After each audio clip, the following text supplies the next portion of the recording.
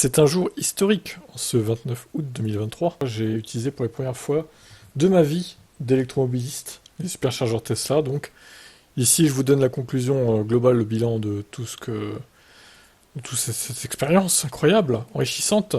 Surtout que moi, j'ai pas de Tesla encore, hein, j'ai un Kia Niro. Donc bon, la Tesla peut-être un jour.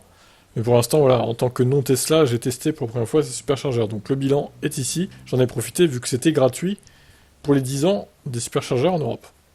A noter que la vidéo complète est à retrouver sur Electib. Ici, bon, c'est une version courte en gros, quoi. Ce que je peux retenir, c'est que l'application est très intuitive, très simple.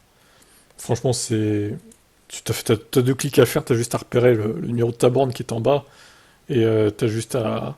Tu branches ton véhicule, et puis tu sélectionnes le numéro de la borne et tu fais lancer la charge, en fait.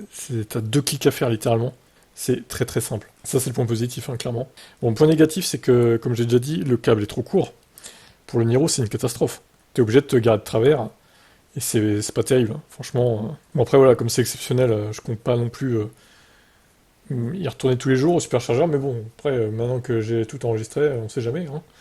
Ma foi, si j'en ai besoin, je vais peut-être privilégier Tesla plutôt que Unity, par exemple, vu que j'ai déjà tout enregistré, moyen de paiement et tout. C'est aussi ça, c'est ce qu'ils voulaient, parce que je pense que les non-Tesla s'enregistrent en masse et qu'ils privilégient, pourquoi pas Tesla suite à ça. C'est stratégique, hein, tout ça. Ils sont malins, hein, chez Tesla, du coup. Sinon, peut-être sur l'appli, ouais.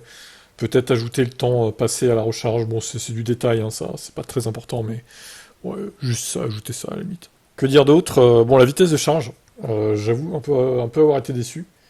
Alors, je pense que ça vient plus de ma voiture que des bornes Tesla. J'ai pas été... Je crois que je suis monté à 53 en pic, mais genre 30 secondes en fait. Après, c'est redescendu à 46, comme je vous ai montré là dans la vidéo. Mais je comprends pas pourquoi c'était si faible la vitesse, honnêtement.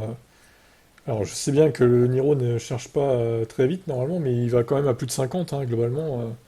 Il peut monter à 80 et quelques. Alors, certes, là, je suis parti à 44%. Au début de la charge, mais normalement à 44%, il va plus vite que ça. Enfin bon, c'est un peu décevant. Donc est-ce que ça vient de la voiture, est-ce que ça vient de la borne, est-ce que ça vient un peu des deux? Je serais incapable de vous le dire. Dites-moi si vous avez déjà rechargé avec un Niro, ou même un Kona à la limite. Et dites-moi combien vous êtes monté, parce que ça m'intrigue, hein, franchement. Bon après voilà, là, c'est pas grave, hein, j'ai passé le temps, j'ai 1h20, bon, j'ai pas vu le temps passer. J'avais mon PC et tout, donc ça c'est pas... Il faisait pas très chaud dans la voiture, il faisait 18 dehors, j'ai ouvert un peu les fenêtres, c'est bon, nickel. C'est pas très grave, hein. Par contre, il aurait fait 35 degrés dehors, je vous avoue, ça...